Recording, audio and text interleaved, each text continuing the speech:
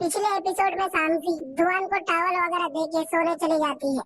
अब रात को जैसे ही सांची पानी पीने के लिए बाहर आती है तो देखती है कि धुआन बाहर अकेला बैठा है। धुआन अपने डैड के कंडीशन के बारे में सोच रहा था। तभी जियांग उसे मैसेज करके उसके ग्रेजुएशन की फोटोज मांगती है और पूछती है, क्या तुम बिजी हो जो मेरे मैसेज का रिप्लाई नहीं दे रहे हो? पर यहाँ पर भी धुआन उसे इग्नोर करता है। तभी सांची आके पूछती है कि वो यहाँ क्या कर रहा है, तो धुआन कहता है कि उसे बेड पे नींद नहीं आ रहा है और वो उसे जाके सोने के लिए कहता है। पर सांची नोटिस करती है कि वो काफी सैड है, इसीलिए वो उसे बात शेयर करने के लिए कहती है और प्रॉमिस करती है कि वो किसी को नहीं बताएगी।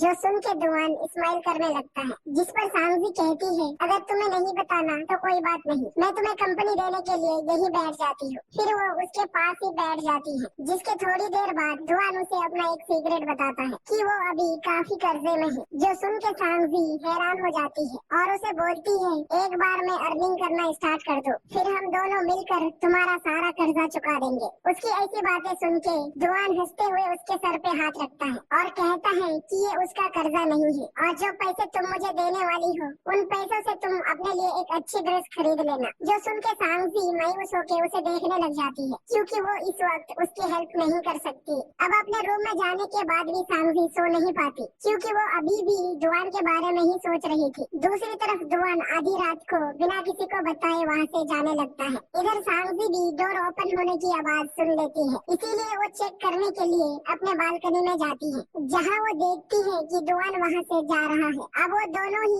एक दूसरे को देखते हैं और धुआन उसे अपना फोन चेक करने को बोल के वहाँ से चला जाता है। सांची जल्दी से आके अपना फोन चेक करती है, जिसमें धुआन ने मैसेज किया हुआ था कि कल सुबह की फ्लाइट से वो यहाँ से जा रहा है और वो उसे अच्छे से पढ़ने के लिए बोलता है, जिस पर सांची रिप्लाई करती है, तुम अपना प्रॉमिस मत भूलना। अब मैसेज पढ़ के धुआन सोच रहा था कि शायद वो गिफ्ट की बात कर रही है। अब इसी तरह काफी समय बीत जाती है और सांची भी अब 11th स्टैंडर्ड में आ गई है, जहाँ पर टीचर उन सबको एक मैगजीन देता है, जिसमें कंट्री की टॉप यूनिवर्सिटी और मिनिमम रिक्वायरमेंट मार्क्स के बारे में लिखा हुआ था, जिसे देखने के बाद सांची सोचती है, अगर उसे यही यूनिवर्सिटी जानी है तो उसे बहुत मेहनत करनी होगी। घर जाने के बाद वो पेपर क्लिप पे लिखती है कि उसे उसकी ड्रीम मिल गई है और वो यही यूनिवर्सिटी जाकर ही रहेगी। इसके बाद से ही वो अपनी तैयारी शुरू कर देती है और अपना रिजल्ट धुआन को भेजती है, जिसकी रिपोर्ट की वो काफी तारीफ करता है और हर बार उसके अच्छे रिजल्ट के लिए उसे गिफ्ट भेजता है। अब एक दिन वो अपने भाई को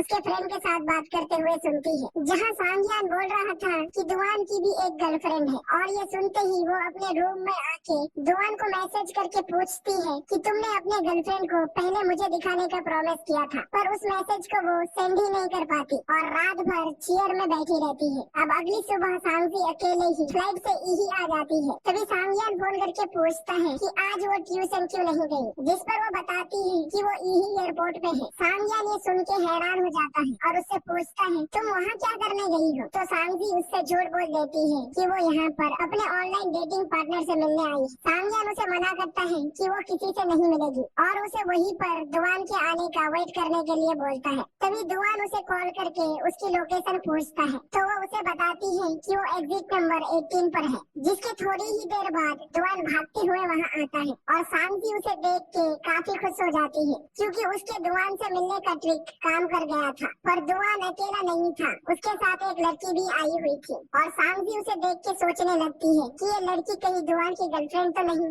धुआन अब उसे समझाने लगता है कि इतनी दूर उसे अकेले नहीं आना चाहिए था और कहता है कि तुमने तो ऑनलाइन डेटिंग से दूर रहने का प्रॉमिस किया था। पर सांची उसकी बातों का कोई भी जवाब नहीं दे रही थी। धुआन अब अपना कोट उतार कर उसके लेग्स को कवर कर देता है और उससे पूछता है, क्या उसके पार्टनर ने उसे यहाँ पर बुलाया है? तो सांची उससे भी झूठ बोलती है कि वो उसे यहाँ पर छोड़ के चला गया, क्योंकि वो अभी बहुत छोटी है। तो धुआन बोलता है कि तुम्हें अपने बड़े होने का वेट करना चाहिए। तो सांची बोलती है, तब तक तो वो किसी और को अपनी गर्लफ्रेंड बना लेगा। दरअसल वो यहाँ पर धुआन की ही बात कर रही थी, पर धुआन उसे समझाता है कि तुम्हें उससे भी अच्छा लड़का मिल जाएगा। जो सुन के सांची रोने लग जाती है और उससे कहती है कि वो ऐसा फिर कभी नहीं करेगी, जिस पर धुआन कहता है, अच्छा है कि तुम्हें अपनी गलती रियलाइज हुई। फिर वो उसे वॉशरूम से अपना फेस वॉश करने के लिए बोलता है और बताता है कि उसके रिटर्न टिकट लेने के बाद वो लंच करने जाएंगे। तो सांजी अब अपने आप को रोने से रोकती है और वॉशरूम की तरफ जाने लगती है, पर वो उन दोनों को साथ देख के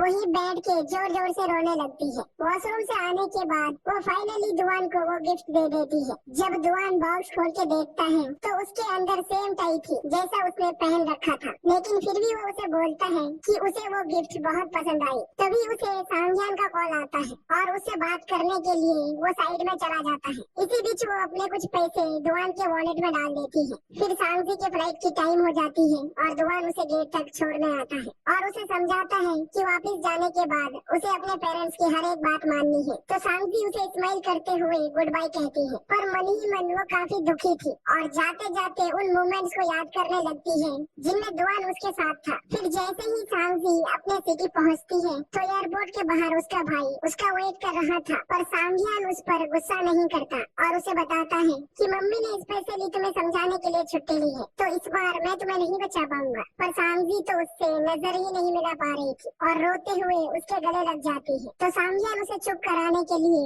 तरह तरह की चीजें खरीद के देने की वादा करता है ताकि वो चुप हो जाए। फिर रात को जब दोनों घर पहुँचते हैं तो उसके पेरेंट्स उनके साथ ऐसे बिहेव करते हैं जैसे कुछ हुआ ही नहीं। जहाँ उसका डैड नॉर्मली अपना काम कर रहा होता है और उसकी मॉम उसे फ्रेश होके खाना खाने के लिए कहती है। उनको ऐसे बिहेव करते हुए देख के दोनों को ही कुछ भी समझ में नहीं आ रहा था, इसीलिए सांजी अपने कमरे में चली जाती है और वहाँ पर भी वो जोर जोर से रोने लगती है। इसी के साथ इस एपिसोड की एंडिंग होती है।